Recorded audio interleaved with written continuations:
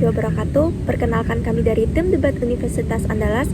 Saya Debbie Rahmawati Putri sebagai pembicara pertama, Arif Farhan Rinaldi sebagai pembicara kedua, dan Niken Larasati sebagai pembicara ketiga.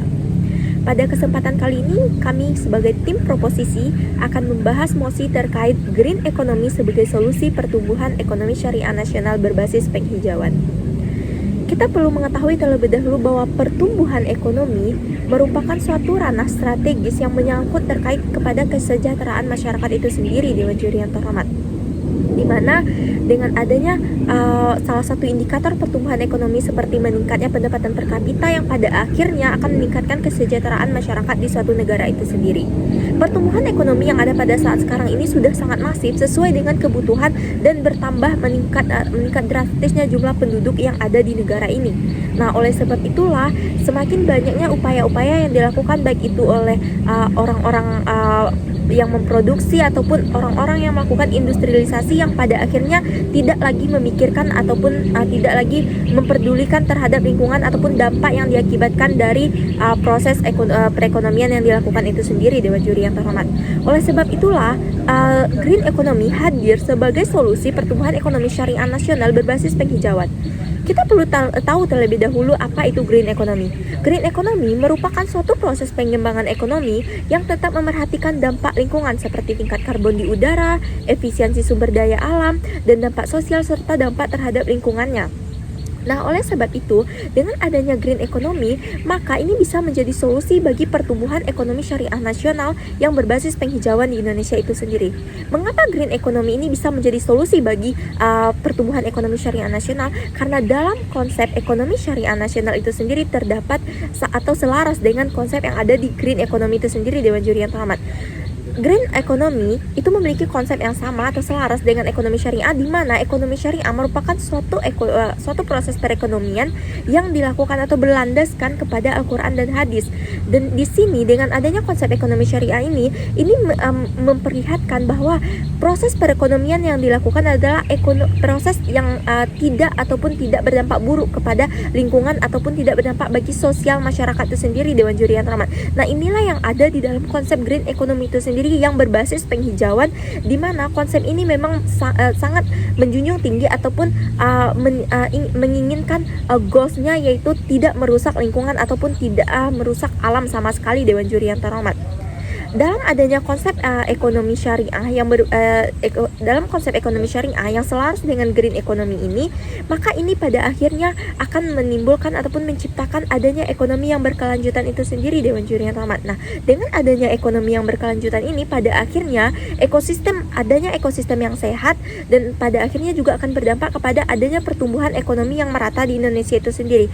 Oleh sebab itu, kami percaya bahwasanya strategi green economy ini akan bisa menjadi solusi yang sangat baik untuk pertumbuhan ekonomi syariah nasional yang berbasis kepada penghijauan itu sendiri, karena tidak adanya kerusakan ataupun terhindarnya Indonesia ini ataupun bumi ini dari kerusakan lingkungan yang akan terjadi di Indonesia itu sendiri, Dewan Juri yang terhormat. Sehingga perubahan iklim ataupun dampak-dampak buruk seperti adanya menipisnya lapisan ozon ataupun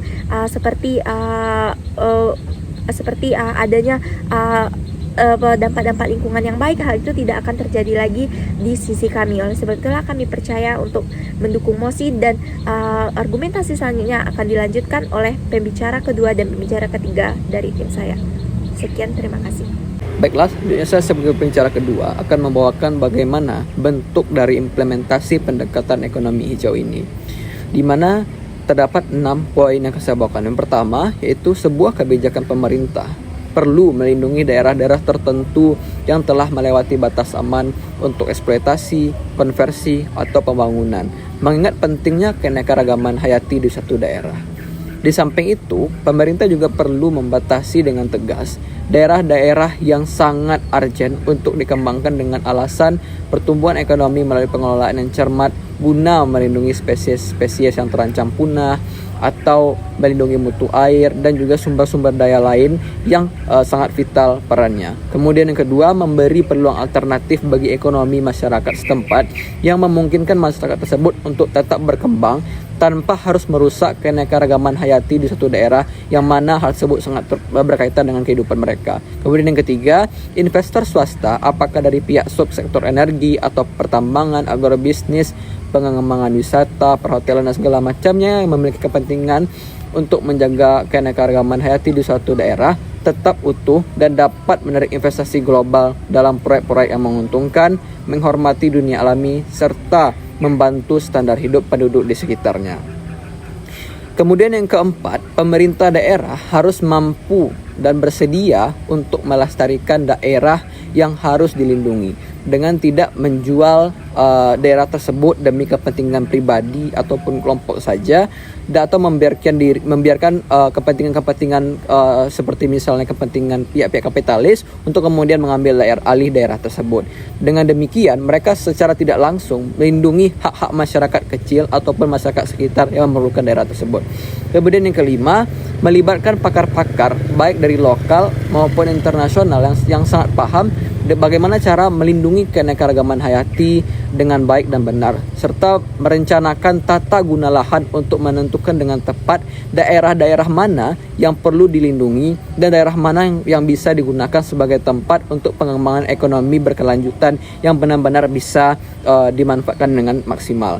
Yang keenam, yaitu bagaimana pemerintah memiliki inisiatif untuk memberikan pendidikan dasar ataupun bagaimana implementasi dari CSR yang sangat strategis guna bagaimana memberikan manfaat terhadap masyarakat sekitar agar masyarakat tersebut dapat memberikan pendidikan yang baik, lingkungan mereka terjaga, dan juga pada akhirnya mereka bisa mendapatkan berbagai bantuan-bantuan ekonomi, sehingga pada akhirnya penerapan green economy tidak hanya bagaimana melindungi lingkungan saja, namun mereka juga bagaimana menjaga sumber daya yang ada di daerah tersebut dan juga memastikan bahwa daerah tersebut bisa terberdayakan dan masyarakatnya bisa mendapatkan keuntungan juga daripada berbagai bentuk implementasi dari usaha yang sudah dilakukan oleh perusahaan-perusahaan atau badan-badan swasta itu sendiri ataupun dari pemerintah seperti BUMN itu sendiri.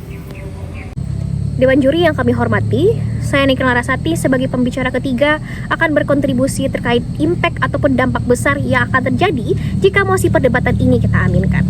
Terkait bagaimana mosi green economy sebagai solusi pertumbuhan ekonomi syariah nasional berbasis penghijauan. Oke, mari kita masuk kepada 3 aktor yang akan saya jelaskan lebih lanjut. Pertama dari pelaku industri itu sendiri. Kita ketahui bersama-sama bahwa perusahaan ataupun company memiliki tujuan untuk meraup keuntungan sebanyak-banyaknya, bukan? Nah, hal ini akan berimpact besar terkait bagaimana pengelolaan mereka terkait limbah ataupun sampah yang mereka hasilkan. Apakah mereka akan membuangnya kepada sumber air masyarakat ataupun pada akhirnya akan berpengaruh besar terkait dengan tanah ataupun lingkungan yang ada di wilayah tersebut pada akhirnya. Karena kita ketahui bersama-sama bahwa perusahaan profit oriented, mereka memikirkan utama bagaimana akan berprofit saja kepada perusahaannya, bukan?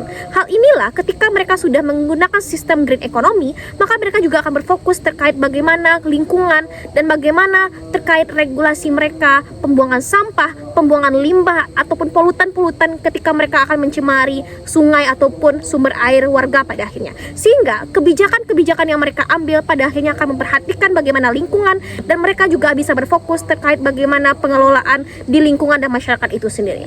Oke, yang kedua, mari kita lihat di sisi masyarakat. Ketika pelaku industri ataupun pelaku perusahaan pada akhirnya sudah memahami dan melek terhadap bagaimana lingkungan, otomatis lingkungan akan asri, bukan? Sehingga ketika permasalahan yang timbul bahwa tanah ataupun sumber air warga tercemar, itu tidak akan ada lagi. Sehingga fokus kita adalah bagaimana pertumbuhan ekonomi ataupun kita ketahui bahwa kehidupan masyarakat Indonesia adalah pertanian, maka sumber mereka untuk mencari mencari uang ataupun mencari kebutuhan mereka sehari-hari tidak akan terdampak dari polutan itu sendiri. Sehingga fokus kita adalah bagaimana lingkungan asri dan pertumbuhan ekonomi juga akan terjadi kepada masyarakat yang notabene adalah petani, dan masyarakat Indonesia adalah negara agraris pada akhirnya, bukan. Sehingga pertumbuhan ekonomi di sisi kami akan lebih baik dari segi masyarakat maupun pelaku industri itu sendiri. Oke, baik, masuk kepada aktor ketiga dari segi pemerintah. Kita ketahui bersama-sama ketika pada akhirnya masyarakat dan pelaku industri sudah sama-sama memahami bahwa betapa pentingnya kehidupan dan lingkungan itu sendiri, bahwa kita harus menjaga lingkungan tetap asri, maka hal ini akan berimplikasi kepada pertumbuhan ekonomi Indonesia yang mana tercantum dalam SDGs nomor 6 ataupun SDGs nomor 13, bahwa negara kita pada akhirnya akan menciptakan sanitasi air bersih dan juga fokus kepada climate change ataupun climate action pada akhirnya. Hal ini berpengaruh besar terkait bagaimana keadaan lingkungan pada akhirnya. Ketika lingkungan sudah baik, maka pertumbuhan ekonomi pun akan baik, bukan? Bahwa ketika sumber daya alam kita sudah semasif itu dan sebaik itu, maka progres untuk kita bisa sama-sama menyelaraskan pertumbuhan ekonomi, baik itu dari segi pelaku industri itu sendiri, dari masyarakat dan pemerintah, maka akan ada keselarasan di sisi kami bahwa pertumbuhan ekonomi sama pentingnya dengan kenyamanan ataupun keamanan dari lingkungan itu sendiri. Untuk itu, Dewan Juri yang terhormat bangga sebagai tim proposisi. Terima kasih.